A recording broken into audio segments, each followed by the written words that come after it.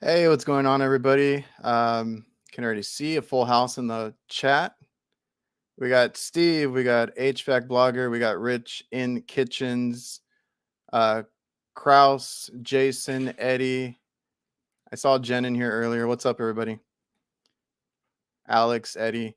Yeah, so welcome to the Reliable HVACR live stream slash podcast. If you can't stay for the whole show, remember you can watch it later. If you can't watch the whole video, it gets uploaded as a podcast the next day. So available on all podcast platforms. And today we have a special guest. We have an award winner, I think multiple awards in the house. So let me bring on Pat from Commercial Kitchen Chronicles. What's up, man? What's going on, man? Not much. Pretty long day here. How was yours? Really long. Really long. I've been punishing myself by getting up at 4 a.m. to work out, Oh yeah.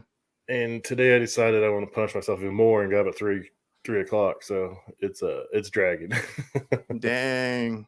I've been trying to get into that too, but I'll wait a few more. I'll wait another week. I'll get back into that workout soon. We got Brett in here too. What's up, man? Yeah, there's a bunch of cool people in here, man. Got a Kraus, nice Brett, nice blogger. crowd. Yeah. Yeah. All right, man. So so what do you I know you do kitchen work, but you also do training and other things for your company. Well, let me start off by saying, introduce yourself, let people know, what part of the field you're in, what you got going on and all that stuff. So my name is Pat Finley. I run some social media and a podcast called Commercial Kitchen Chronicles. I live just north of Indianapolis, Indiana. I've been a commercial food service repair tech for a little over 17 years. I do it all. I do cooking, I do refrigeration, I do HVAC, dish machines, disposals, ice machines. I like to say if it's in a kitchen, I can fix it, man. Yeah. Um, I train for some manufacturer lines that we rep, Frymaster fryers, Garland clamshell grills. So those crazy grills. If you ever been in the backside of McDonald's that close down and cook on both sides, Mhm. I love those things. Work on them about every day. Worked on one today. Got one first thing tomorrow. And then I also teach refrigeration for Cefesa. So that's a beginner's refrigeration course. And then Cefesa is the Commercial Food Equipment Service Association.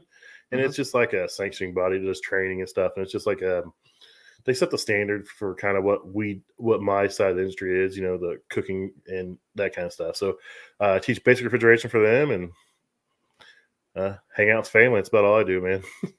Yeah, when you have some free time, right? Cuz I feel like you got a lot on your plate there. Yeah.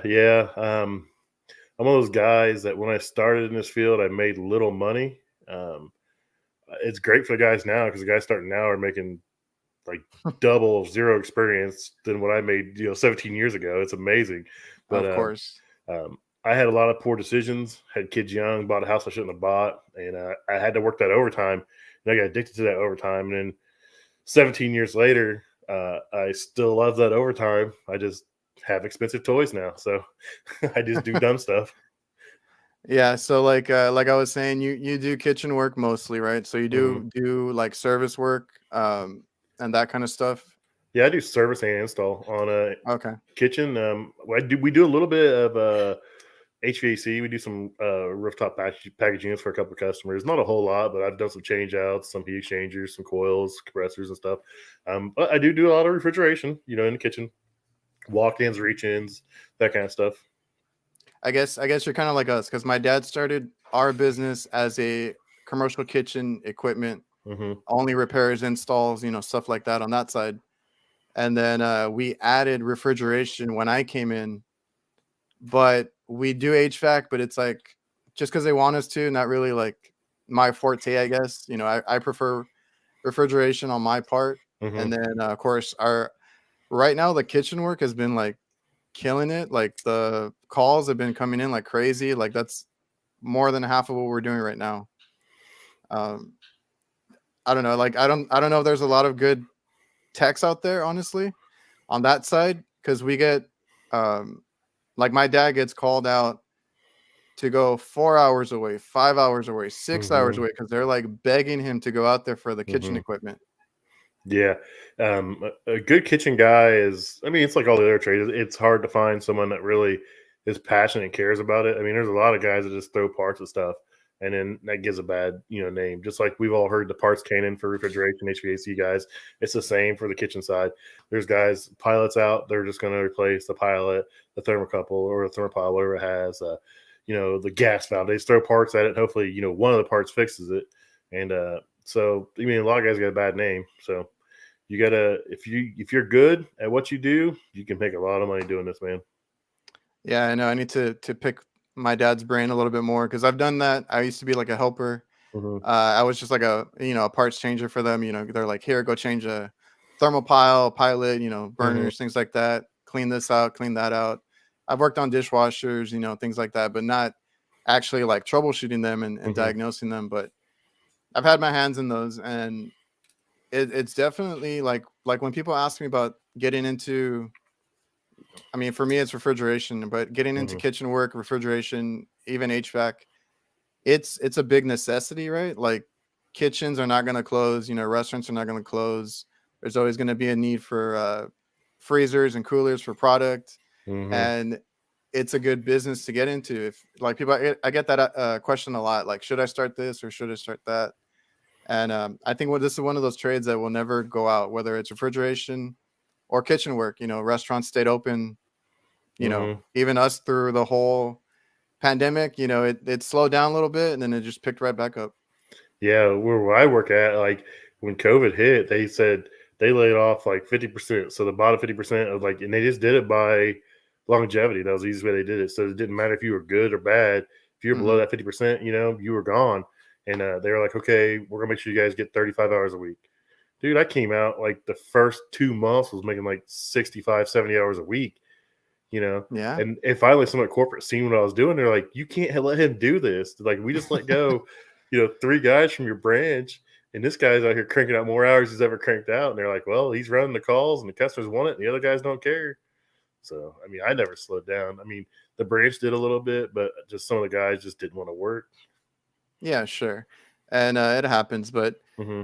yeah, we've had those customers that and then on the HVAC side, on the refrigeration, kitchen, hot side, if you if you do your job well, you get enough work, but you can Hmm. also just find work, Oh, walking into a kitchen, like everything is needs something, right?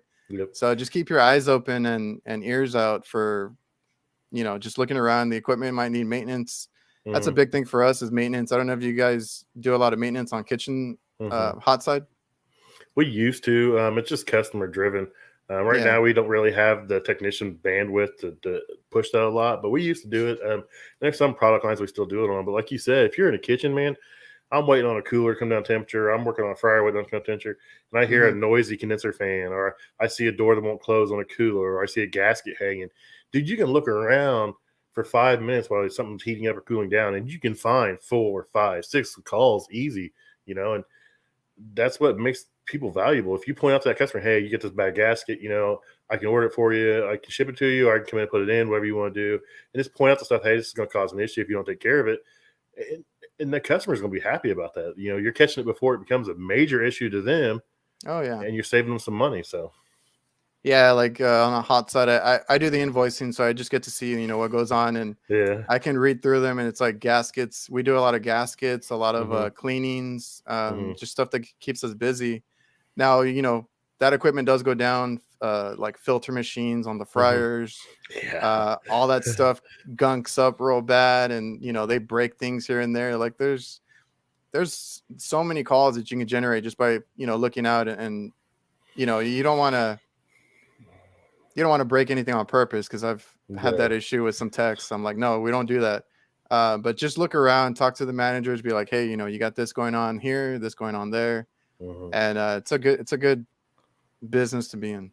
Oh man, I carry like the little sink cartridges for the hand washing sink or like for the dish washing Oh sinks. yeah, we do a lot of those too. Like you walk by, one's leaking. Like, man, I got that on my truck. I could throw that in here in like 5 minutes, stop that wire leak. And I go, how much is it? Like, oh, it's $35 for a cartridge. I can just throw Hmm. it on this call. Oh, go ahead and do it. I mean, like, it's like all day long, dude. It's you're only as slow as you want to be. It seems like.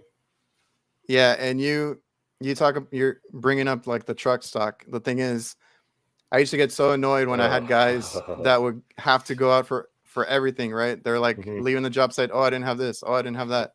I'm like, dude, please keep your truck stocked with common parts. I mhm, do it.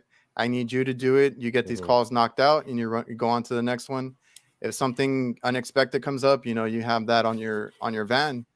So I'm big on truck stock. Like I need these guys to have everything, that's common. uh, I carry a lot of universal parts just in case, and mhm. then it gets them by or whatever. And like you said, you can if you have it on the van, it'll make you money.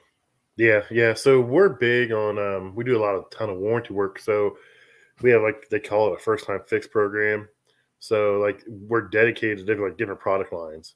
So a lot of times there's this, like we deal with like 4 or 5 main combi lines. Well, I'm the dedicated tech for 2 of them. There's no guy's dedicated tech for another one, and then so on.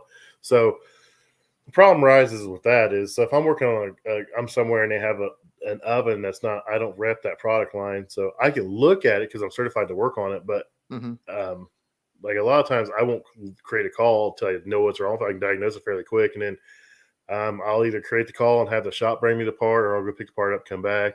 But I try to eliminate like some of those issues. It's just we work on so much stuff, man. I could literally have a semi, and then I just still have to order parts.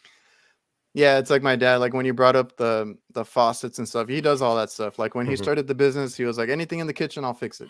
Yep. Anything with the water, hoses, faucets, sprayers, all the different things. Because we do a lot of hospital work, so there's a Hmm. there's a bunch of different things in there too. And like, and then he wanted refrigeration, so that's why I came in and did that. Hmm. So we try to take care of everything in the kitchen. And like Jennifer here is my commercial customers don't even ask. They look at me like, why haven't you fixed it?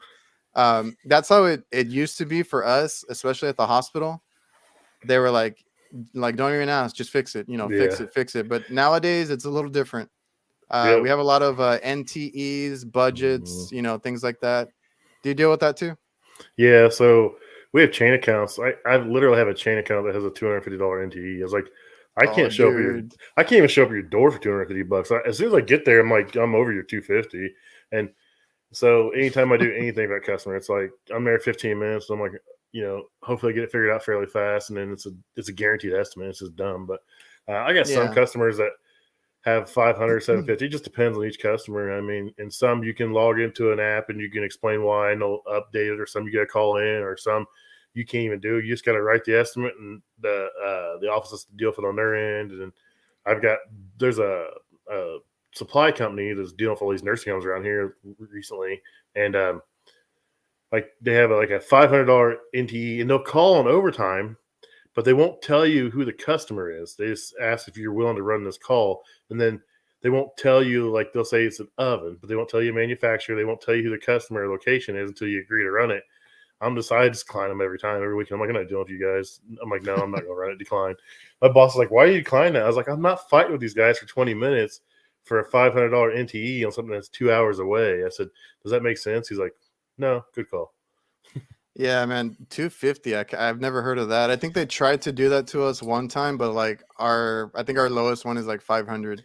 It's a huge chain. I mean, they make tacos if you know what I It's mean, Yeah, isn't it always like the bigger the chain, the dude. worse it is with the billing Huge. department? It's great. Yeah, it drives me nuts, man. It's just like I'll have the part on my truck. I'm like, dude, Oh yeah. I, do you want me to do this? Well, it's got you got bumped into E, and I'm like, I said, you got 5 minutes, dude. And so I'm Yeah. leaving, and then it's gonna cost you, another $250 to get me back here, plus the part and labor.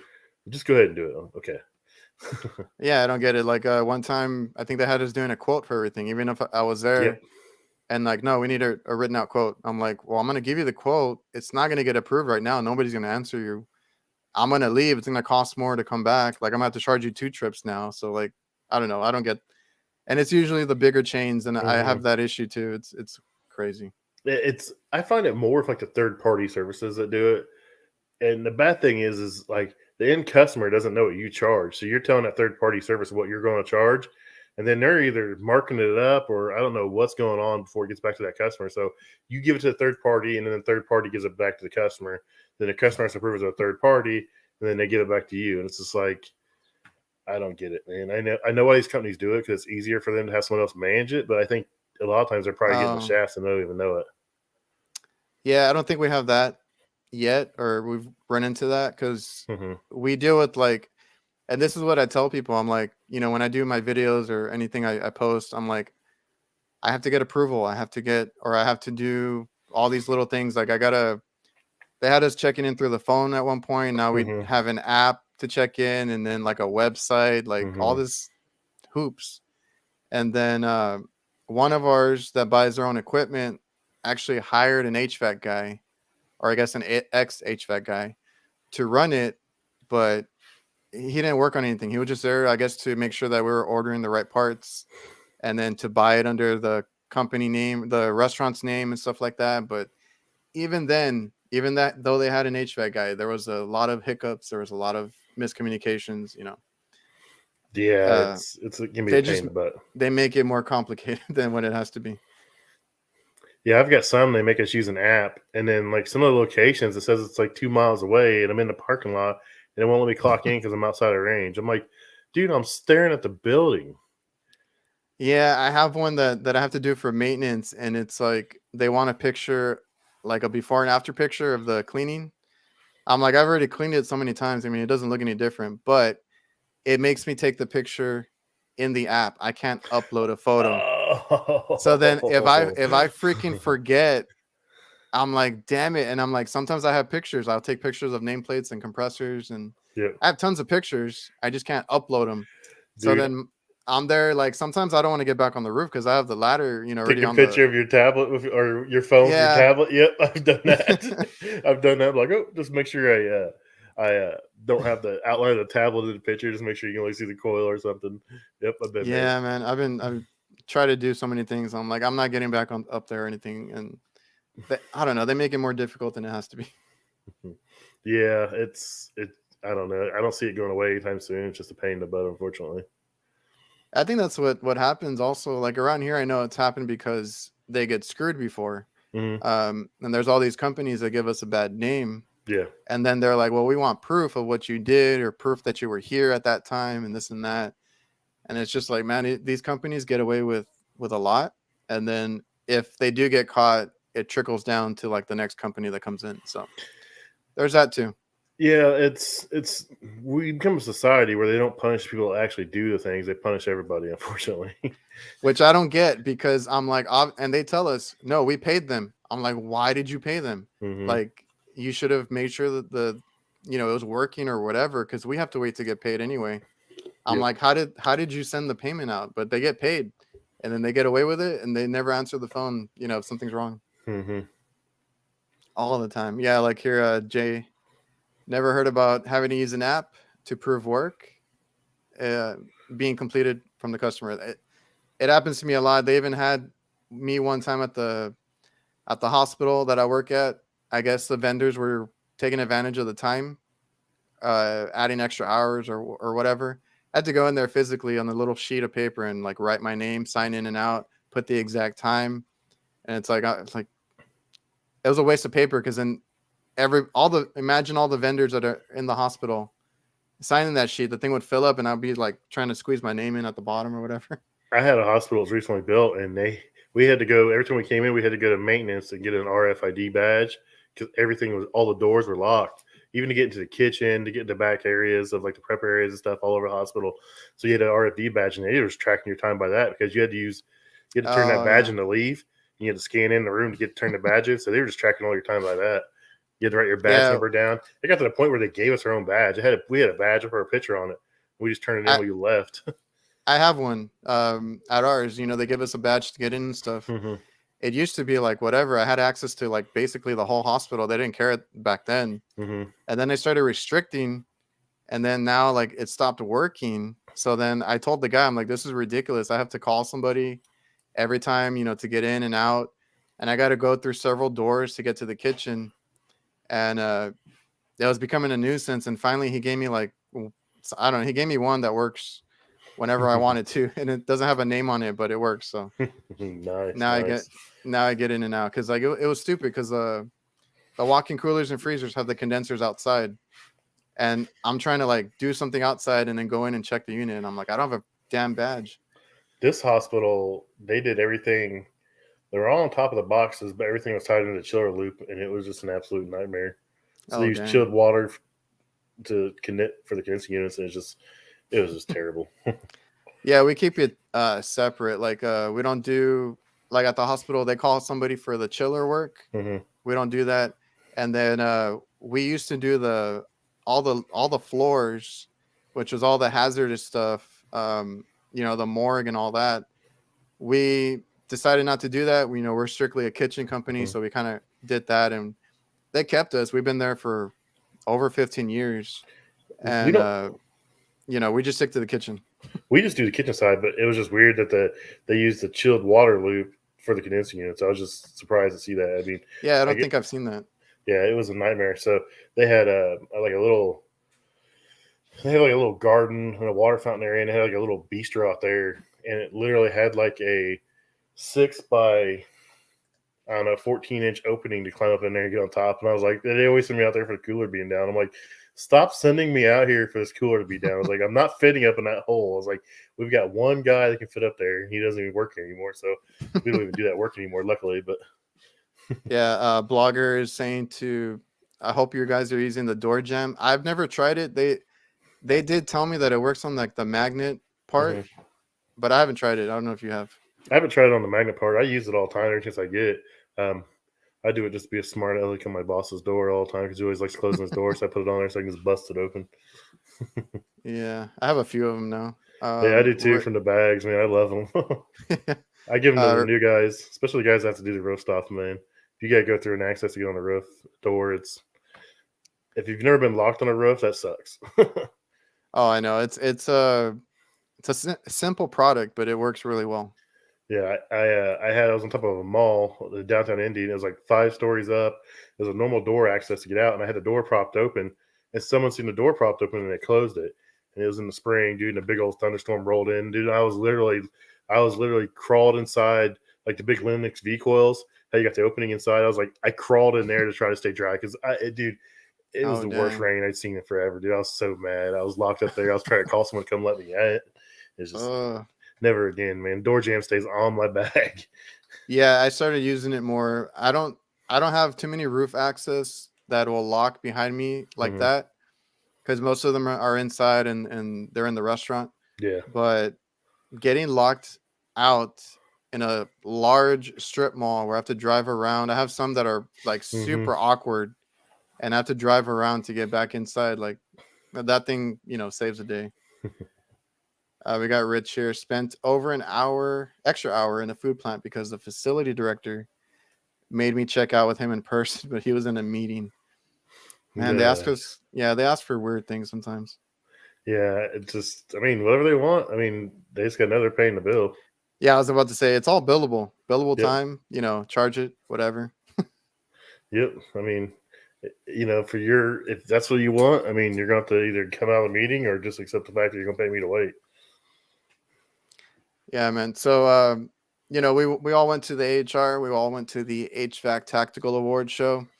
And for the guys that did not know, the guys listening or watching, you won for, I believe, best content or social content, right? Yep. That was totally unexpected and crazy. Um, So Ben, so, like Ben, doesn't tell you anything, right? well, he asked me like a couple weeks before. He's like, "Do you go by Pat or Patrick?" And I was like, "Well, I go by Pat." He was like, "Okay." I was like, "Cool." I was like, "Well, maybe he's my name badge or something, Oh whatever." yeah. And he was like, "Well, you're nominated." He's like, "I know I don't tell people I'm gonna tell you that." And I was like, "Well, what category?" And he's like, "I'm not telling you that." I was like, "Okay." And then I was like, "Well, who am I sitting with?" He's like, "I'm not telling you that." I was like, because in Vegas, dude, like I totally fanboyed out, dude. I sat down and like all of a sudden Eric Ani and Andy Mickelson sit down at my table and I was like, holy shit. It's Yeah. it's make trades great again, guys, and I've been following those guys forever. And then, I sat down at the table and like we talked and became friends. It was the weirdest things. I was like, okay, who do I get to see this year? And I sat down and Matt was sitting with me, Matt Waxer, the HVC doctor, and then come Hmm. to find out Vader sitting, right there. But I'd never seen him without his mask on, so I didn't know what he looked like. Yeah, that's the thing when you go over there, man. some of these guys never show their face, and I told him, I was like, dude, you gotta start showing your face some. So now in some of his videos, he is showing his face a little bit. So it um, was cool. yeah, I saw the table. Weren't you with like? Were you with Chris too in that table, or was it No, at the other one? he was at the other one. Nope, I didn't Oh, get okay. his table. I had Matt, Vader, and so there's some rep guys there. They're pretty cool. They're like the best picture of the entire night is like I'm walking up and there's a guy in the back just like jumping and throwing his arms up in the air. That's like one of the rep guys that was at my table. He was Oh, like absolutely wasted, dude, and he was like jumping and screaming. I was like, this is great. oh, I missed that. It's floating around there. You'll see it. It's on the tactical HVAC tactical website. It's one of their pictures, Oh, but okay. it's like you see him in the background. He's kind of blurred out, but you can just see him like jumping up and throwing his arms in the air. I was like, this is so weird. I was like, I have no Uh, idea who that guy is, but he was excited for me. So that's awesome. Yeah, but, I had a bunch of guys at my table too. I had Angel HVAC boss, who was, yeah, he's always nuts. He's always on. he's always on something. But um, I even had that guy, and I need to have him on here. Is Jeffy Pipes? I think is his name. Have you seen that guy? Yeah, he's one of the visionaries, isn't he? Yeah, he won, I think, the Hidden Gem Award. He was actually Yeah, at my table. was he? I didn't get to talk to him, but he moved to another table, I guess, with his buddies and stuff, and then he ended up winning that award too. So, Yeah, he. I've seen his stuff here lately, man. And those guys are killing it. That little group they got forming and going, man. So, yeah, they're doing awesome. I feel like after the award show, like it just kicked things off, and people were oh, starting to dude, post a lot more. That Thursday, dude, after AHR was over, like the content was like, where did this come from? It's like these guys are out of a vengeance. I'm glad I won it last year, and now I have to compete with these guys Oh this yeah. year. But no, it was crazy. So that Saturday night, I hung out with Chris. Chris Stevens. We went out to dinner. We had some Oh drinks. yeah. We hung out, and he's a friend of mine. I mean, I've talked to him for years now, and he was up there doing that award, and I seen the other two guys' content come by, and I was like, okay, I was like, oh, Jamie's probably got it. Jamie has pretty good content, and all of a sudden, I seen the ice machine, and then that cooler door, and I was like, holy crap, that's my videos. And then he announced, they said my name, and I was like losing it. I was like, cool. I was like, I can't believe I got nominated with these guys, And then all of a sudden, Chris looks at me and looks at the paper and looks at me again, and I was like, oh hell no. He said my name, dude, and I lost it. Like, that was like the longest walk and I was close. I was up, I was on the side, like Oh three yeah. rows back. It seemed like the Yeah. longest walk of my entire life. It was cool. I didn't cry. I almost cried at Sefesa when I won there, and my wife didn't come. But luckily, my wife was there, so I made sure I thanked her for me playing on my phone for all hours of the night. When I'm sitting on the couch or watching TV. But Oh yeah. it was cool, Um, man. did you have like a speech set up and everything? No, I had no Or idea. I'm not a yeah, speech person. cause like Ben doesn't even give you the heads up or anything. So. No, he makes sure like if you're going to win, he makes sure that you're going. Oh You're yeah. going to be there, and that's about it. But you don't know why he's calling you, or he tells you, oh, I'm just checking to make sure you're coming. See if we're going to be empty seats or anything. He plays it off pretty good, and Oh, I yeah, know. He kept everything in the dark. Yeah. got me for sure. So I mean, it was cool. If I got to give the award away next year, I'll make sure I have one hell of a speech next year. But it was cool, man. It was unexpected. I still don't know how I did it. Like I said, I tell everybody, I was like, the only thing I think I can do is I literally was cranking out content, and I was putting it on every single platform. Like uh, it was on Trade Hounds, it was on HVAC Oh, Know It All app, it was on TikTok, Instagram, YouTube, Facebook, Twitter, yeah, man. LinkedIn. I put it absolutely everywhere. I just didn't care, and I'd tag companies. I'd tag, if I was showing a tool, I was tagging that company. If I was showing some merch for like HVAC Tactile, I'll tag him. I'll tag everybody just to show them that I do use the stuff, and it worked out, man. I've had one hell of a year. Man, congrats. But that's the thing that I tell people. Well, first of all, it's a lot of work to do Mm-hmm. the content creation. Oh yeah, dude. There's so many people that want to do it, and I'm all for it. But just understand, there's a lot of work. Like you said, you're posting everywhere, Mm-hmm. which I think is a way to do it. Kind of dip your toes into like every platform, see what pops off, Mm-hmm. what happens, what hits, and Man, it's a lot of work. So you're posting way more than I was because I wasn't. I think I'm gonna try LinkedIn. I'm gonna try. I was on HVAC Know It All. I haven't been on in a while, but uh, it's a lot of work to do all that.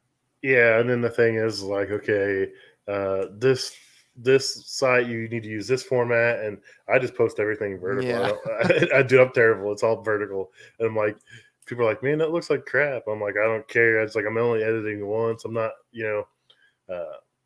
I've talked to guys, and like some guys use two phones when they record. They have a holder. I've actually got one now because some of the stuff I do, like for training or like on bench test stuff, I'm recording both ways, so I can use Oh, okay. vertical versus I don't know what it's called. I mean horizontal. It's called portrait, and I don't know whatever. But I actually record with two phones at the same time in this little rig thing I Mm. have, so I can talk. So it's the same speech on both of them. It's the same view, just that one's horizontal versus vertical.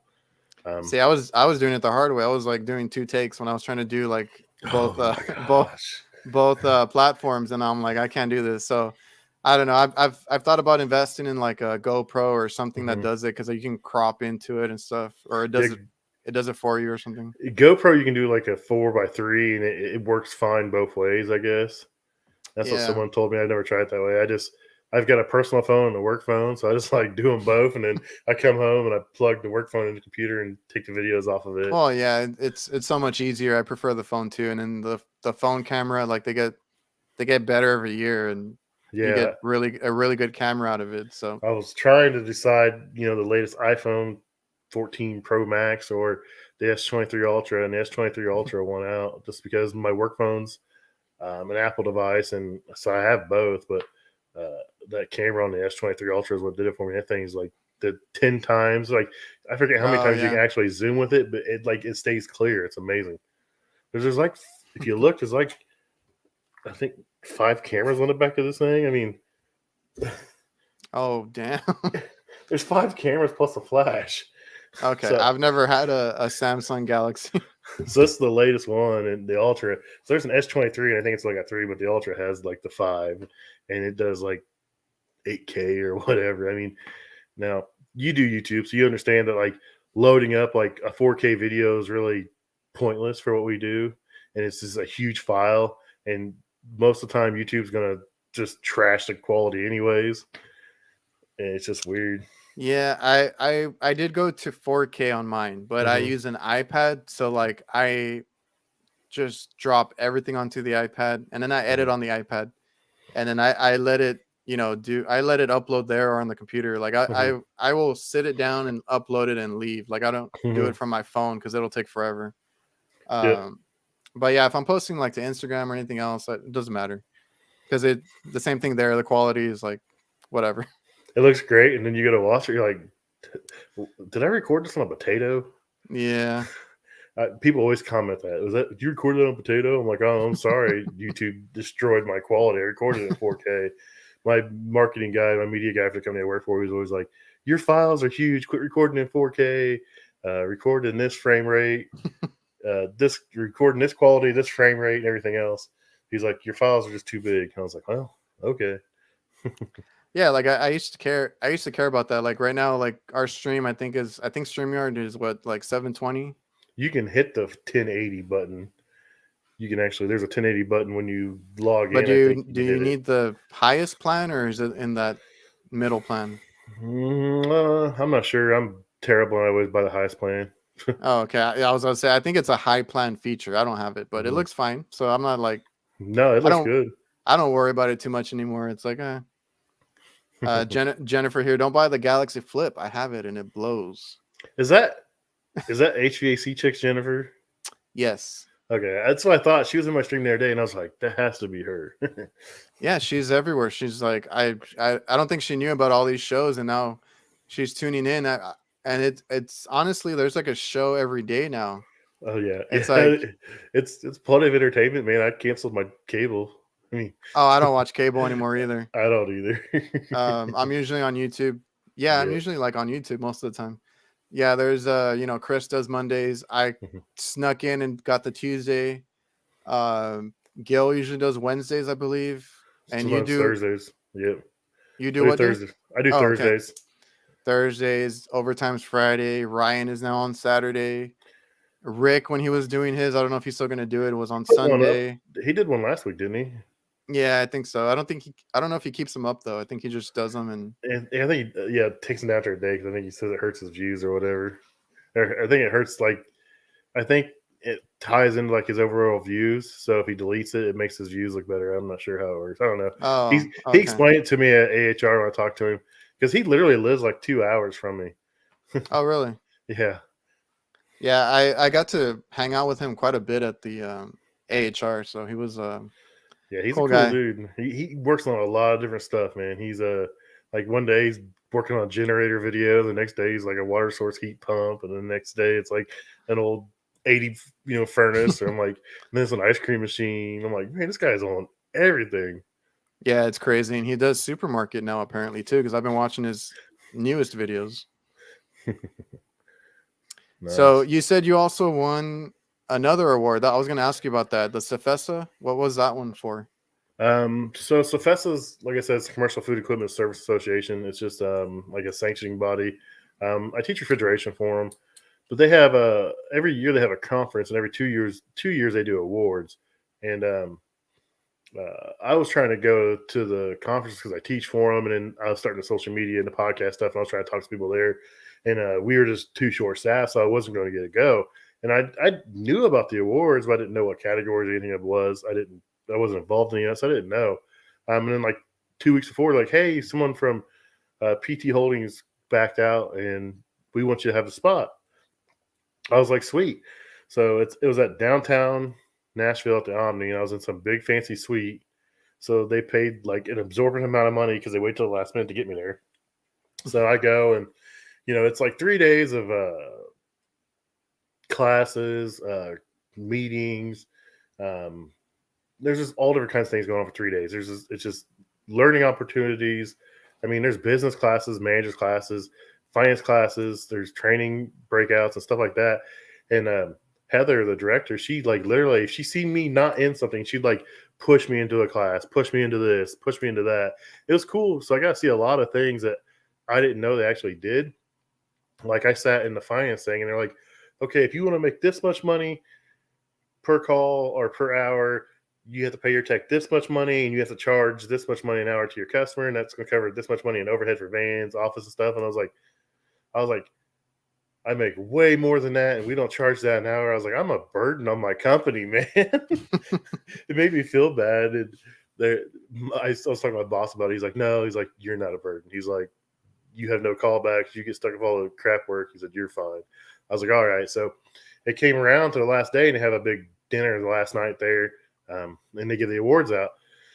So I'll sit there at the table. I'll sit with my the guy that runs my company and some other people, and we're hanging out. We've been hanging out all week in Nashville. Went to the Country Music Hall of Fame. We went down to Broadway, had a good old time. Just like all the other conferences, parties, manufacturers throw parties, and you go to. So it was a blast. And that last night, they got the award ceremony, and Dan Reese is their trainer. So he's director of training, but he does a lot of the training. He just doesn't do refrigeration. He did hot side, but he never learned refrigeration. So that's how people like me get involved. They find someone to bring them in to teach the class. So he was up there, and he's like, the first word of the night is outstanding technician.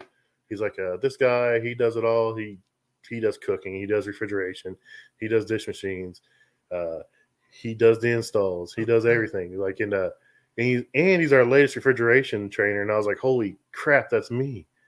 And he said my name, and dude, my boss like stood up and was like, he's like, I nominated you for that. It's the whole reason you're here, dude. And I was literally in tears, dude, walking up there. I got so choked up that I couldn't even give the speech to save my life. I like choked out like 3 or 4 sentences. I thanked my boss. I thanked everybody for the opportunity. Thanks to Fessa. And then I just walked back to my table and was like, this is a whirlwind. Like, people were stopping me on the way back to get pictures. It was a crazy experience, man. I never thought that was going to happen. I never thought it was a possibility. I mean, I like what I do, and I know I'm good at what I do, but I don't have that ego like I'm the best there is. That's not going to be me. I'm always going to try to be better. And for me to win that and the social media thing, the social content thing for HVAC Tactical Awards, I mean, it's the same thing. It's like I didn't know how I won that. I don't know. I mean, I always tell everybody like, "Oh, what do you do? You know, what do you do?" I was like, "Oh, I'm just a tech." They're like, "No, you're more than a tech. You don't know it, but you're more than a technician." I'm like, "Oh, I guess whatever you guys say." Well, that's awesome, man. So you're a multiple award winner this year. Yeah, that's what I Um, said. I can't go anywhere else because I won 2 awards, so I'm like, I'm out for my life. um, oh, that's awesome. Yeah, the whole Cefesa thing. Like my dad did that because he does the hot food side, so Hmm. he knows more about that than I do. But Yeah, it's just that's awesome. it's a pretty cool organization. It's just like some guys got together and like we got to set standards for this career and testing procedures and stuff like that. But it's kind of grown into more. But it's a pretty cool organization. Yeah. Just work HVAC. I don't have a Cefesa. I'm sure Pat does, and he's like, "What do you think about it?" I mean, Uh, it's just like like you said, industry standards and mhm. keeping that quality up there.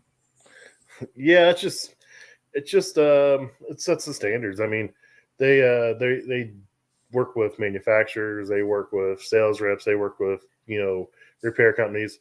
It's just to make sure everyone's kind of on the same page as far as what to do. I mean, there's the same companies. I think is it Nate that does maybe HVAC. I'm not sure. I've never done anything with it, but there's every trade has their own little sanctioning body thing. So Is a Cefesa, is that ever like a requirement or anything? I've never asked my dad too much about that kind of stuff. no, it's not a requirement. It's just to prove that you have the skill set. So how it works is they actually have classes. They do several classes throughout the year. They do like a new tech training. So say if you were a Sylvester company or anybody else and you had a guy came in and he really has no experience, he doesn't know how to use like a meter and stuff. You can send him that new tech training class. They're going to familiarize him with tools, basic electrical safety, and that kind of stuff. And then like my son's getting ready to go down in a couple of weeks to a EGSW, which stands for electric, steam, gas, and water. And it's 6 days of just breaking down those four things and how to test and diagnose. Excuse me. So, and then they have management classes and they do basic refrigeration classes, what I teach. But they also they offer a course. That's not really a course. The book you can read, and then you can take a test on it and Hmm. say it's electric, gas, steam, and no, it's electric, gas, steam, and refrigeration. And you just read the book, study, and then you take the test, and you're certified for. This proves that you know the basic skills required to safely work on those things. So Yeah, good to know. And he followed up with he doesn't have it, but sometimes a equipment manufacturer asks for it. yeah, so they a lot of manufacturers are curious to make sure you pretty much know the basics and stuff is why they want to know it. Yeah. And then I had seen another comment. Oh yeah, Mhm. Jen was like, Nate. Yeah, I actually bought my books for the Nate certification. I never did it. I'm a licensed contractor. I kind of just, stuck with that. But she says it's free on SkillCat. So Hmm. if you want to get your Nate, What's funny is I'm a field piece ambassador, which isn't what you think it'd mean. It means you teach for field piece. So like okay.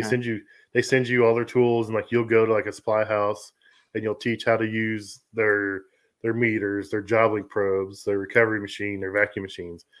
And it's a NATE certification classes to help you keep your NATE certification. But I'm not even a NATE certified. Oh, I've really? never taken one class, so it's kind of funny. Man, like I said, I bought the books and everything, and I'm like, do I really need it? Like, not, it's not really a necessity. So, No, it's not a you have to have it type of deal. It just helps you like if your company is a sophisticated company, it gets you better rates for like pay rates through manufacturer warranty sometimes. yeah, I think I've seen like one or two companies around here that might have it. So, Where you at? South Texas. So, Oh I'm yeah. basically by the border down here. So we're in I think I know we're in Dallas and maybe Houston. So Oh, my okay. company is. I'm sure we have other companies in your area that are part of our company. Um, Seen Jennifer mention Skill Cat. I'll be nice.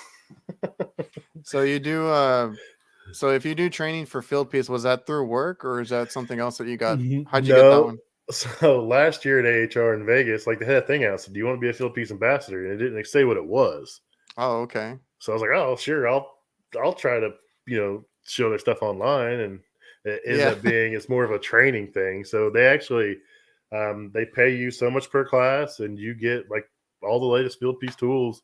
You get to use them as long as when you go to class they're in working condition and not beat up. So um, everybody makes fun of me because most of our guys have junk vacuum pumps and reclaimers that were from the 80s. They're like 200 pounds. You know what I mean?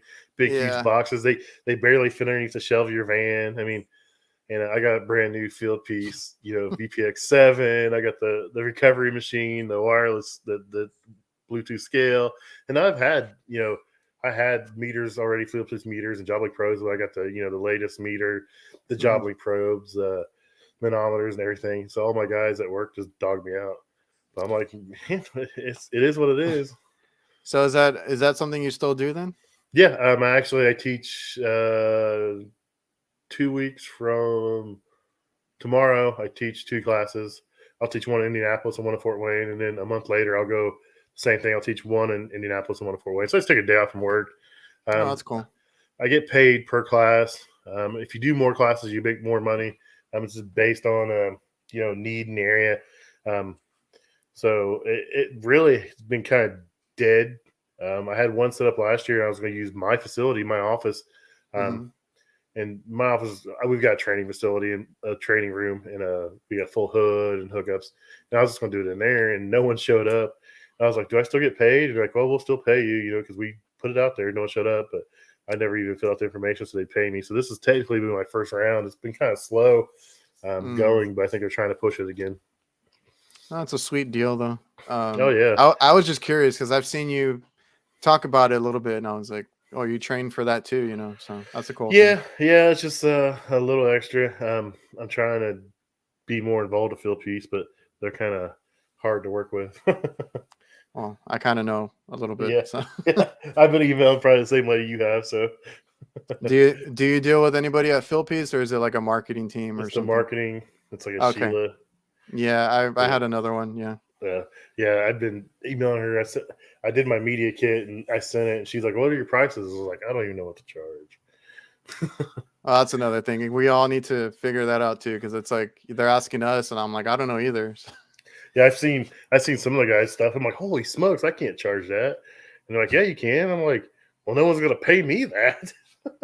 Yeah, I've asked a few guys too, and I'm like, you're up here. I'm like, down here. But Yep. so Efron wants to know what is the best and worst aspects of your current place of employment. um, so I'll be honest, I've only worked for big giant conglomerates. I used to work for GCS, which was part of Ecolab at the time, became Smart Care. And then I currently work for General Parts. They don't have a problem with me saying that, which is a PT Okay. Holdings company. So, that's the bad word for a lot of people, Partstown.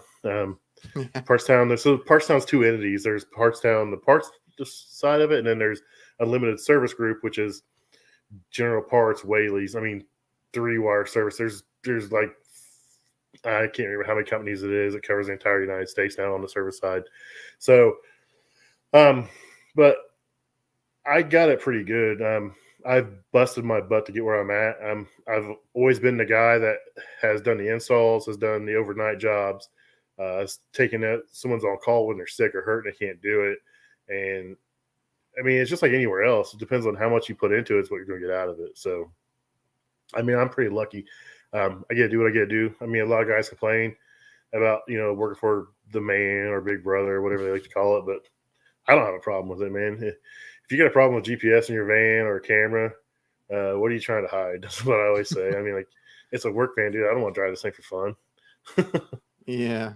So, I mean, I hear a lot of guys talk about the smaller family-owned companies, and I don't have nothing against anybody, dude. There's enough work out there for everybody's in this field and Of two course. times over, probably. I mean, Yep. so everybody has a place. I mean, if you just get in somewhere where you fit in and it treats you right. I say the same thing. People ask me that too, and I'm like, well, and I had the mentality when I started that everybody was a competitor, and Mm-hmm. it was like, cutthroat, but it's not. There's and that kind of stress, that puts stress on us. Well, being worried about it, I guess that kind of stuff. But it's like, there's enough work for everybody. We've lost accounts before because of whatever reasons they want someone cheaper or whatnot. Honestly, it's not a big deal. You can turn around and Yep. find work pretty quick. Mhm. So Yeah. it's the same with me. Yeah, Jennifer, I posted something. I shared one of our sister companies, it's Pine Tree. It's up in her area, and she put laughy emoji. I was like, oh, she had a bad story with them, but apparently, I don't think she does. So, With which uh, company? Pine Tree, it's one of our Oh, sister companies. I posted they were looking for text, and I always just share it all out. I mean, you never know where someone's going to need a job, so I just share it. And she put a laughy emoji. oh, And I okay. thought she was like, "Oh no, she have a bad experience with him." I was like, "Please no," but she never said anything about him. She said she loved him, so it works for me.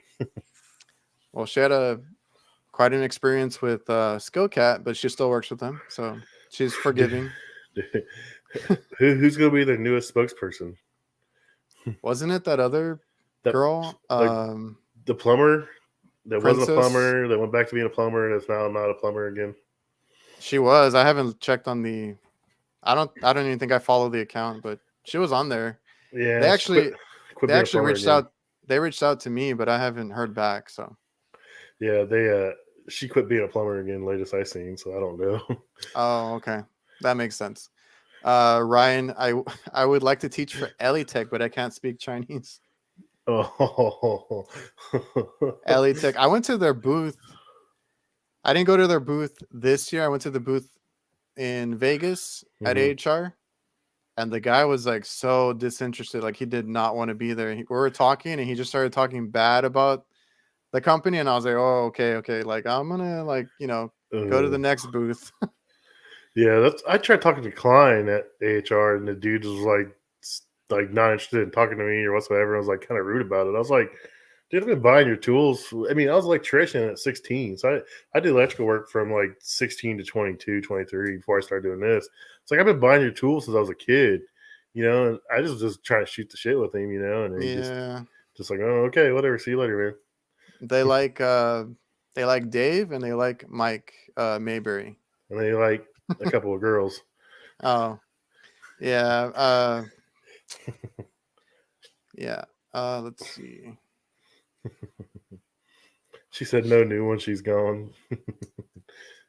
Yeah, I Oh, figured she she'd be gone. is. Yeah. Financial difficulties. Uh, All right, man. So let me see. Anyone got it in with Pittsburgh? No, no. My friend, he does powder coating, and like he started off with like all Harbor Freight stuff, which is Pittsburgh stuff, and Yeah. like Harbor Freight started following him and like replying on his videos and stuff on TikTok, and I'm just like dying. I'm like, Hey, hey man. man, I still whatever you got can some. do. I still got some Pittsburgh tools that I'm waiting for them to break, and it never freaking broke. So I'm still using them. So they're in one of my bags. I I was like, tell my when they break, I'll buy Kleins. But I tell my son this because he's new to the trade, and I was like, I buy that if it's something I'm going to use like one or two times. I was like, I'll buy that. And when I was younger, I bought it all the time because I couldn't afford, anymore. But I was like, if yeah, you can afford to buy the better name brand or something, do it with a better warranty. I said, but honestly, I said those tools work. I said you got to wash the wrenches and stuff like that, and like if you're going to don't use their adjustables because a good quality adjustable wrench when you bite down it locks in a little bit. It puts resistance on there. I said the wrenches are kind of loose; they don't have that tolerance, but he's learning. yeah, like myself too. I've bought them before, Mhm. but I don't buy them now, or I try Yeah. not to. Um, Especially when I had my stuff stolen, I just like went down to Harbor Freight, grabbed the whole set, and went back to work. Yeah, you gotta But do what you gotta do. I'm not knocking it. I don't yeah, do it unless I have to. Like, unless I'm in a restaurant and I need a tool and I can drive 20 minutes to Supply House and get a different brand and there's a Harbor Freight in the parking lot, I'm going to Harbor Freight in the parking lot, getting it done and going on the next job. have your son tune into HVAC Visionaries. This is pure on parole You're on from parole? from Nice. yeah. Yeah, I followed him for a while, man. That's cool. Uh Man, my son's not your normal 20-year-old. He's not like he doesn't care about social media. Like he's weird. He's just Oh, yeah, really? yeah, like he's in some of my videos and stuff. So if you see in my videos, there's like a younger blonde headed dude. That's my Yeah. son. I call him my apprentice because he gets mad.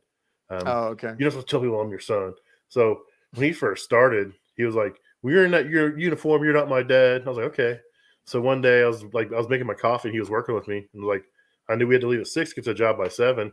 It was like 5:55, and he wasn't up yet. And I had my uniform on. And I left, and like he got to the job like 7:30. He's like, "Why didn't you wake me up?" I was like, "I had my uniform on, dude. I'm not your dad." And he dropped that shit right then and there. Yeah. I'm like, Uh, I mean, I'm not gonna, take advantage of you being my son or anything like that. But it's like, I'm proud to see you out here 20 years old, making the money you make and learning the trade. So, someone to ask, I say you're my son, don't take offense to it or, don't say that. I mean, it is what it is. yeah, kids, Um, and funny you said you used to be an electrician then. So my dad also was an electrician. He moved into the kitchen space.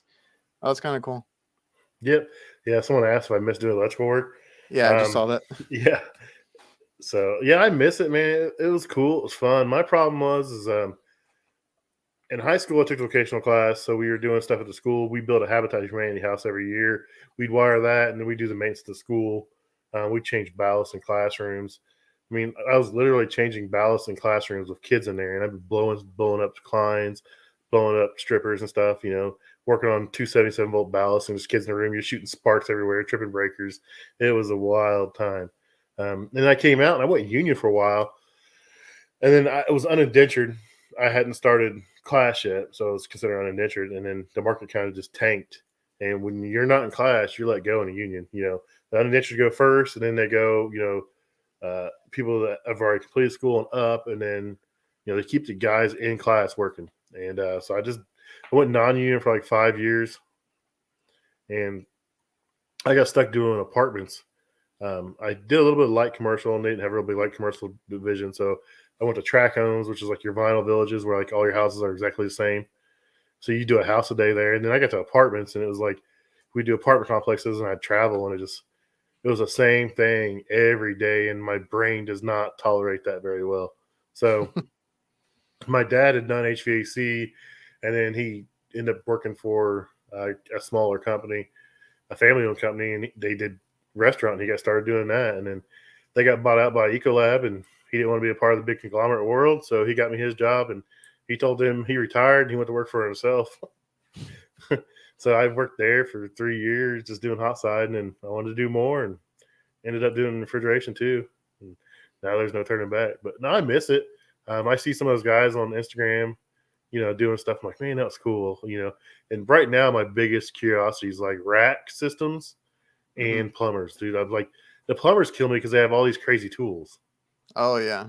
I'm like, I'm so jealous. Like, I was talking to Viking today. I was like, man, I want to be a plumber. I was like, you guys have all these crazy tools. I'm like, I got a couple cool tools. I got, an RLS press kit, and I've got, some nice field piece stuff. I was like, I don't have, strut cutters. I don't have presses. I don't have this. I don't have snakes. I don't have, you know, 4 different size augers. I'm like, this stuff's cool.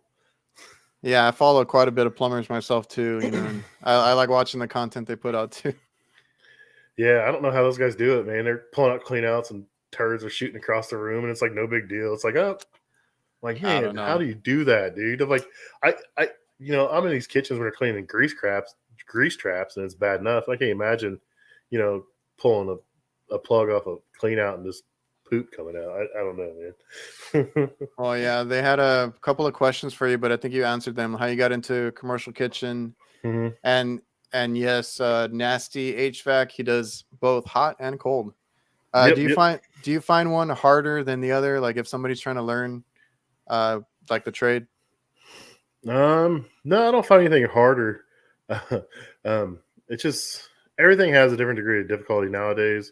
When Mhm. I first started, like nothing was like it was now. Everything's touchpads now, like ovens, fryers, toasters even have touchscreens on them.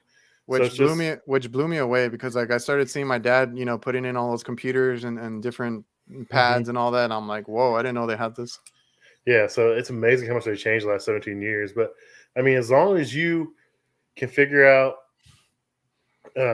how something turns on and then follow through a sequence of operations, you can get it all. I mean, it takes a little bit to figure out some of this stuff just because, some of these ovens, these combi ovens have, they'll have 208 three-phase coming in.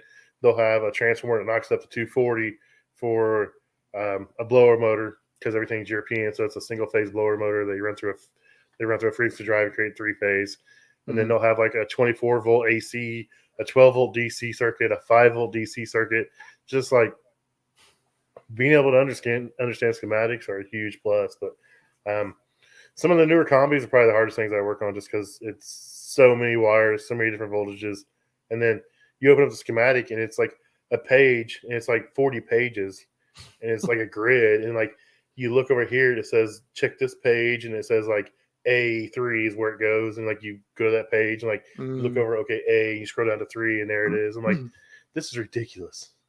Dang. Let me see. Jennifer's not chasing any turds. Hey, I mean, like I said, I like watching the work that they do, but I probably wouldn't want to do it. I wouldn't want to be the guy, because we gotta deal with grease, and I can't even deal with that.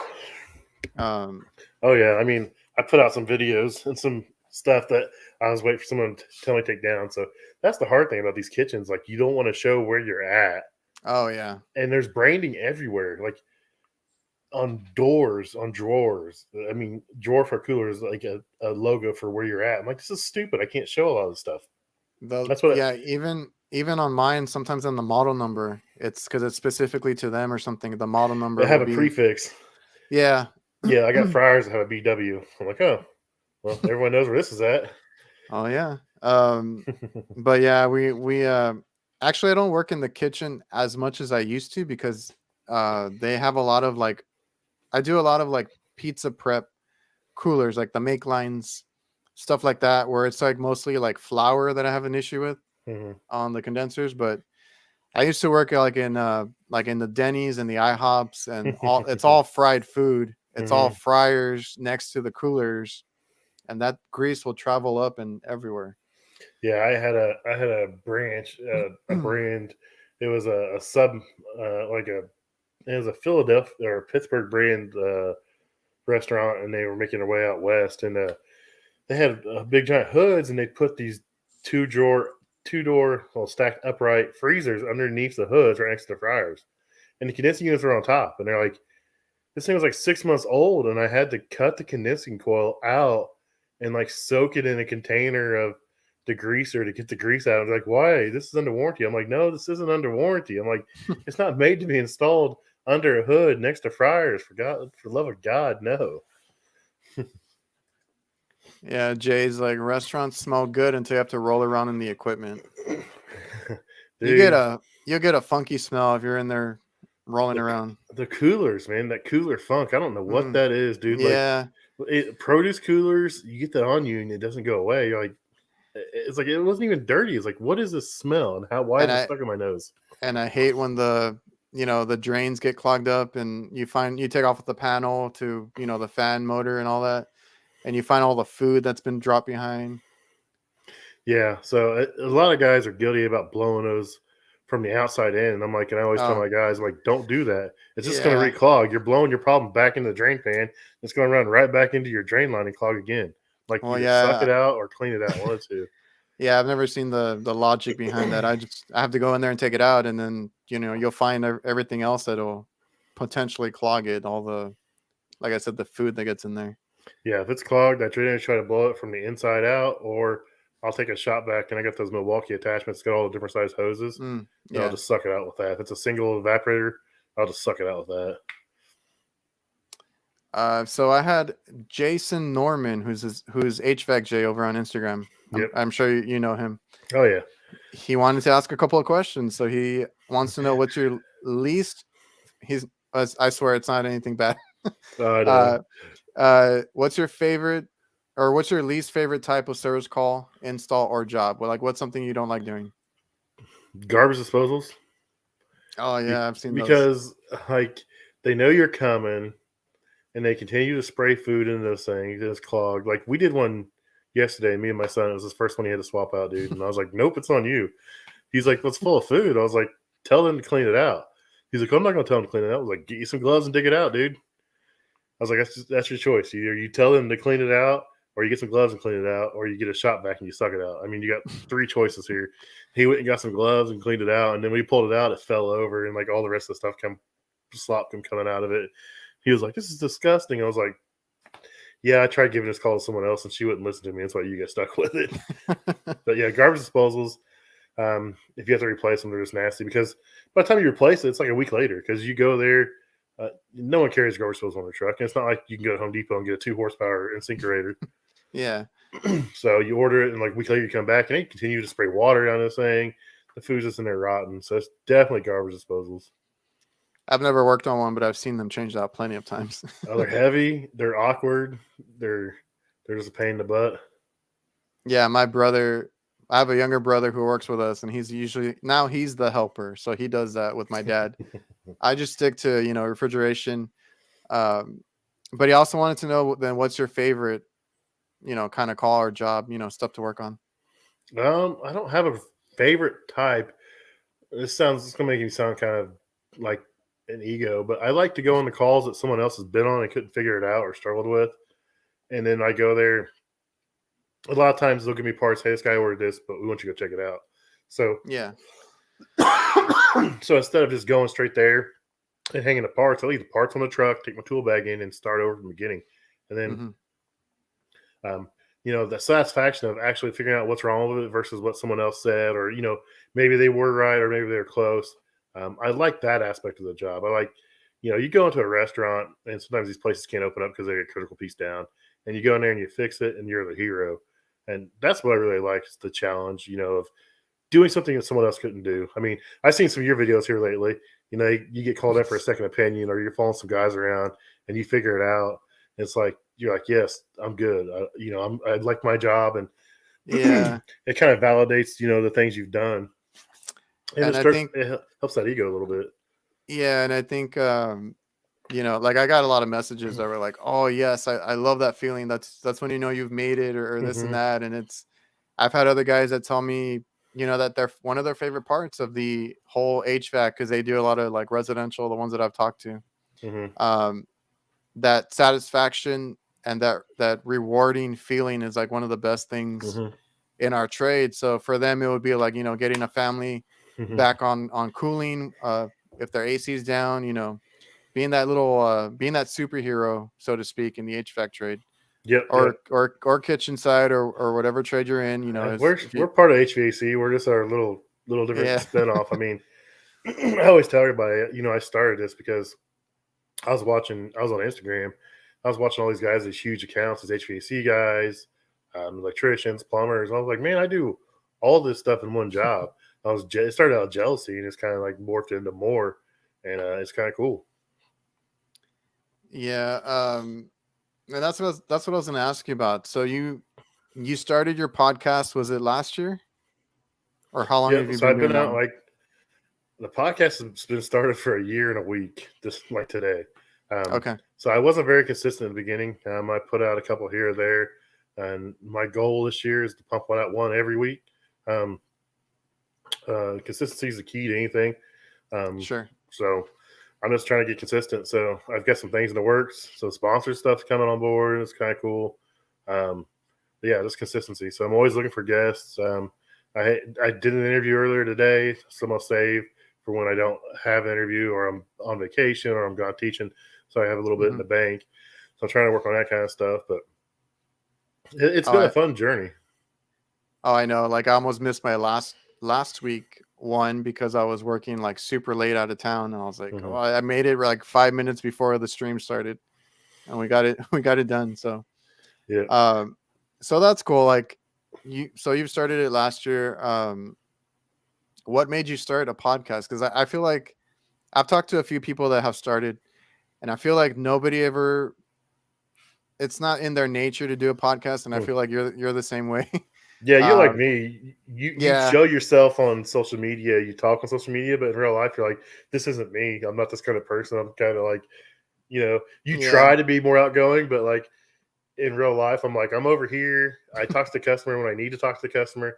I'm polite, I'm professional with the customer. I explain it to them, but most of the time, just leave me the hell alone. I totally get you. So how did Yep.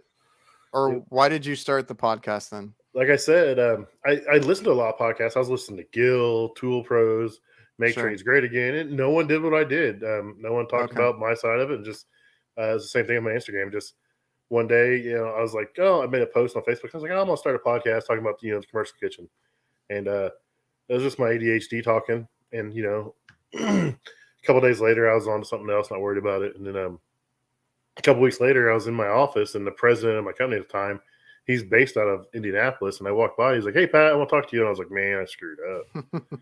He's like, "No, no, you didn't do anything wrong." I was like, "Okay." He's like, "It's about your podcast." I was like, "Oh, he's gonna tell me I can't do it." All right, I got out.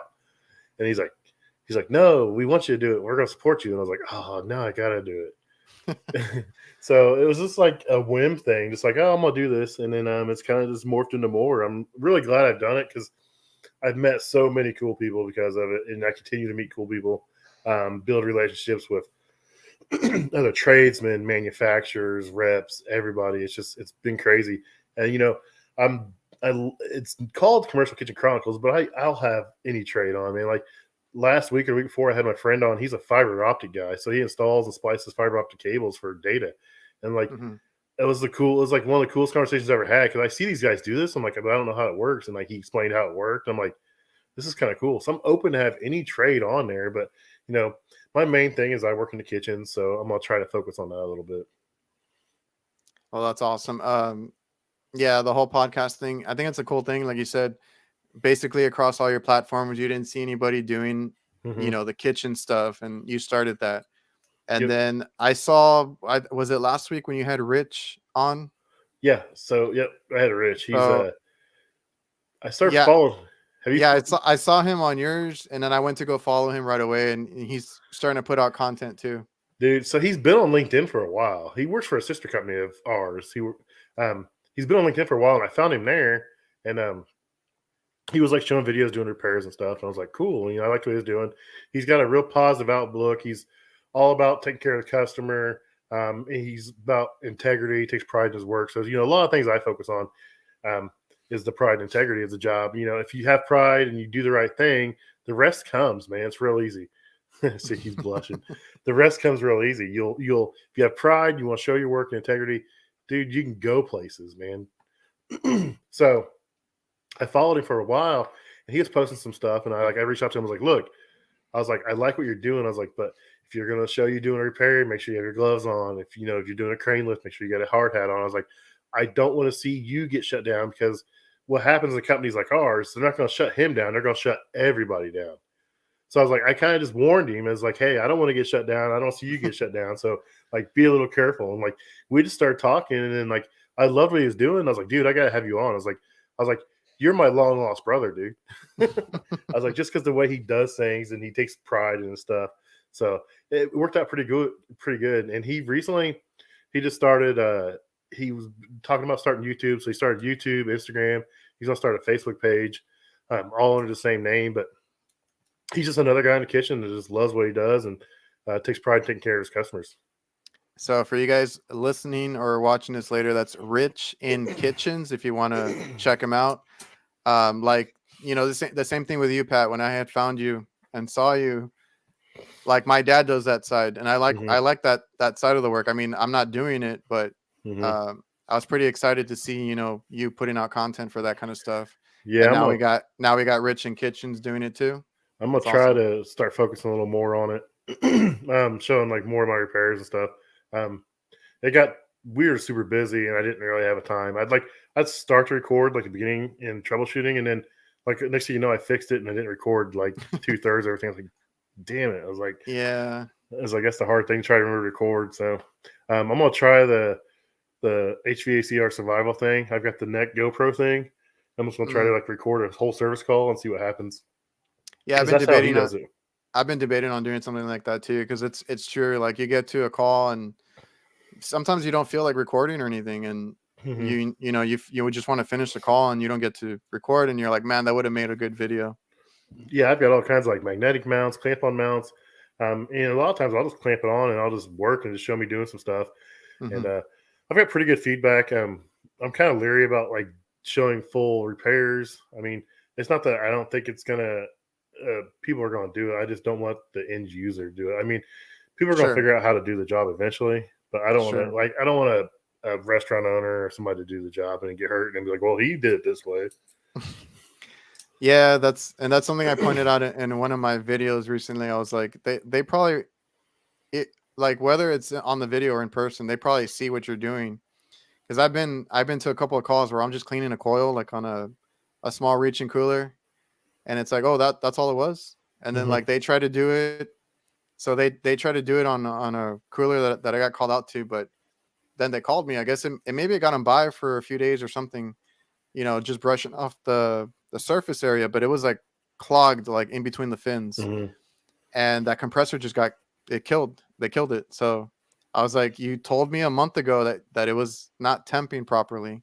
If you would have just called me a month or month and a half ago, whatever it was, instead of trying to clean it or brush it off, and then like, oh, it kind of works, we're not going to call it in. They could have saved the compressor probably. Yeah, But I've got I've got a grocery store chain. They've got a blast chiller in their deli. They'll fry chicken and they blast chill it and sell it, as cold chicken. And someone told them they could use a certain chemical on their coils and their blast chillers. And everyone I go to, when it's not running, I turn it on. You can hear it bounce off low pressure control. First thing I do is I just open the cover and I just run my hand across the coil, and it's like paper and just like all disintegrates. I'm like, "Yep, this is your estimate. You guys aren't yeah, going to fix it. Buy a new one."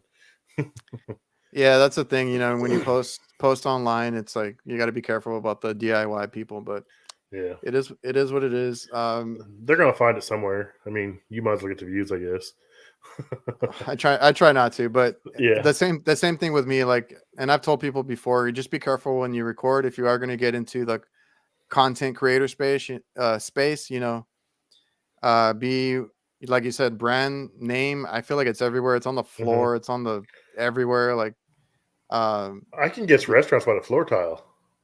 that. Well, I've had people try that with me, and it's like, oh, you're at McDonald's. I'm like, no, like it's another similar one, but it's not that one. Yeah, But you get pretty close by the floor tile in a lot of yeah, places. um, yeah, so if you're going to do it, like make sure there's nothing in there that's showing where you're at. And like colors, like I've got a certain customer that has yellow and black. Yellow and black is their colors for all their stuff, and I mean, I don't show anything yellow if I'm there, especially if I'm showing something dirty or nasty. I make sure there's nothing yellow because I mean, it's amazing that people actually see our content. You would think that people oh don't, yeah. and then like people are like, oh, we've seen that. I'm like, oh crap. So It's weird, but yeah, that happens. That's happened to me. I haven't had any customer tell me, but like a lot of the local techs here have seen my stuff. Some other restaurants I've seen commenting on my stuff, which I haven't worked at those restaurants, but it's I'm like, well, this one is watching. The one I'm working at might be watching too. So, yeah, you should be careful. uh, You don't want to put anybody on blast. I mean, restaurants can be clean and they can be dirty, and just because one restaurant in the chain is dirty doesn't mean they're all dirty. Um, sure. it's a weird environment. I've been to one place on one side of town that's immaculate. You go to the same place, same owner, or Oh corporate yeah, store, 5 miles away, and it's like a complete shit show. I'm just like, how? You guys are 5 miles apart, and how is there so much difference between the two? definitely. So like I had was it last week? I had a stress in HVAC type of podcast last week. Hmm. Is there anything that you do to stay sane? What do you do like to relax or unwind from a hard day of work? Um, bury myself in more habits. I'm the worst person when it comes to that kind of stuff. Um, my coping mechanism has always been to bury myself in more work, and I've learned here recently that that's not the answer. So, um, currently, when I come from work, I'll smoke a cigar to relax. I was drinking bourbon, but I got to where I wanted it too much, so I quit doing that. So, I got an addictive personality. So when I know that I want something, like I feel the urge, I have to do it, I just stop doing it. So I'll go through phases where I don't smoke a cigar, but currently I work out in the mornings before I go to work. Okay. So say I got to get up at 5 to leave by 6. I know that, okay, I'm going to set my alarm at 4. I get up and do everything I need to do by 5, and I go out into my barn and I've got a full weight set out there. my rack and everything, and I'll work out for 45 minutes to an hour, and then I go about my business. So that's what I currently been doing. But I mean, I just try to hang out with the family and just chill, pretty much. But I mean, I don't. I should be doing more. I feel I probably should talk to somebody about some of the stuff I do and hold in. But Yeah, I feel like a lot of us need that little therapy. But working out is a good little hmm outlet. Like I'm into sports, so I've always been into like working out or hmm playing basketball. Stuff like that helps. And then I think a lot of people give the same answer about spending time with family because that's important. yeah, that helps a lot. I mean, um, I work a lot of hours, but I always made sure that I tried to get my kids' sporting events or their school stuff. My son was a tremendous football player, held records and stuff for running back and stuff. A little bit of school, and he led the county in rushing. Some big schools and stuff. Um, a little story about this is he broke his leg in 8th grade. The game got changed, and I was at work. They generally played second game, and they got moved to the first game. So I was at work, and I was coming home to get my wife to go watch this game, and we found out they changed the score. They changed its time. Well, he broke his leg, and he sat on the field for 2 hours, not 2 hours, for a half hour with a broken leg, waiting on the ambulance to come because it broke his lower leg in both places of the growth plate. So when he went to high school, I promised him I'd never miss a game again. I didn't want to have him do that again because he was just on the field by himself. I mean, luckily he had some friends' moms that were there and they were helping out. But Yeah. just to think about your kid laying there for a half hour before an ambulance can even get there, taken to the hospital, I was heartbroken. So when he got to high school, I told my work, I said, "Look, every Friday I will be home by 4:30." I Hmm. said, "I'll come in early. If I can start at 3 in the morning, I will come in, whatever I got to do it." So I never told him why. I just told him I want to go to those games. But um, I ended up telling them, the reason why I do this, and they're like, because my dispatcher tried to like throw it in my face. Well, we let you go home every Friday for a game at this. Hmm. I was like, no. I was like, you don't know why. She's like, what do you mean? And I told her why. I said, I promised my son I'd never miss another game because I didn't want to see that ever happen again. And but yeah, you got to be there for your kids, man. Um, yeah, that's super important, and that's something like we do too. Like we accommodate that. We run a business, but I try to be there for all my kids' stuff. If one of our guys needs to take time off for that, we allow it. It's super Yeah, important. companies are getting better about it. They're starting to realize there needs to be more of a work life balance. But like I said, if I gotta do something with my family, I'll come in earlier to make sure I still do a full day's work. Though, I mean, Sure. Yeah. I'm not trying to make the company suffer. I mean, I'll do what I can to help them out. So Yeah. it's a Even two way myself. street. I think Yeah. if you Even go, myself. If I take off a day and during the week or something for my kid, then I'll volunteer. And make it up on the weekend or things like that. yep. I mean, it's a two way street. So if you show your employer you're willing to help out so they can help you out, they're more than willing to accommodate that in the future. Sure. Do you got any tips, advice for any guys, getting in the field? Um, don't be afraid to ask questions. Don't be afraid to learn, man. Um, find someone that you can mentor. I mean, they can mentor you, and they can help you out. When I first started, my dad did this, and he worked with a lot of guys that I ended up working with just because I went to work for that company. So I had some guys that had my back to help me out a lot. But don't be afraid to find someone that you can use as a mentor that you trust and you can build a relationship with, and you'll be amazed at what you can actually do. Great advice. I think that's a big thing. If you can find someone that helps you out, especially in the beginning, that hmm goes a long way. And like you said, you know, just always, I always say too, like always keep learning after work. hmm Oh yeah. Bear make sure you read all the manuals, do all that kind of stuff, better yourself every day, and you'll be good. Yep. For sure. I always try to learn. I always tell people I don't know everything. I'm just really good at finding out the information somewhere online. Oh yeah, like it'll drive me nuts if I can't fix it. So I'm gonna be looking everywhere for it. Yep. Rich brings up a good point. The seasoned guys need to be willing to pour into the new guys. Yeah. A lot of the older guys think that that's their information. They take it to the grave, and that those days need to go away. Um, share the information. There's gonna be more work in the next 10 years than we're gonna know what to do with. Yeah, like here we're expanding so much. There's apartments, houses going up. A lot of Mhm. restaurants are coming down. Like it's everywhere they're building stuff. So I talked to someone today. He said for every 5 guys aging out, there's only one guy coming into our industry. And he said in the next 10 years, our industry is going to be down like 35% of techs. So yeah, if you want a job where you're going to learn and you're going to make good money, get in now. In 10 years, you're going to be making a fortune, man. yeah. Can't say it enough. The techs are super valuable, and we Mhm. need them. All right, man. I don't want to keep you too long. If guys want to look for you on social media, you got you. I know you got YouTube, Instagram, TikTok. What else do you have? Facebook, Oh, you got everything, link, right? LinkedIn, Trade Hounds, the HVAC Know It All app. I'm everywhere. So just look for Commercial Kitchen Chronicles on everywhere. Um, Instagram's commercial underscore kitchen underscore chronicles. But if you Google that, it pops up everywhere. Podcasts are generally recorded on Thursday nights at 8 o'clock. Me and my little buddy Dusty comes on. Um, Mm-hmm.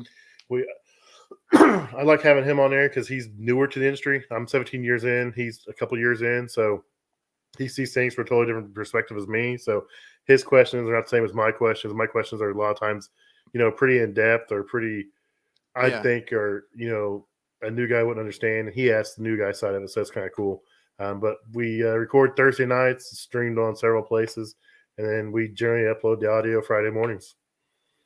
that sounds awesome. I like that concept where, like you said, where you have Dusty asking a different perspective on things. So that's cool. I tried to do it myself and I couldn't do it, man. I didn't stream it. I'd record it. I'd record for like 5 hours and have like 15 minutes of audio, and I'd just be so mad. Oh man. All right, man. Well, yeah, you can find him Commercial Kitchen Chronicles anywhere on social media, basically. Mhm, Go ahead and look for the podcast. It's a good one. mhm. And appreciate everybody who joined. I don't think we have any other questions here. So, Pat, I will see you. Thanks, man. Let me get the outro. All right. See you guys.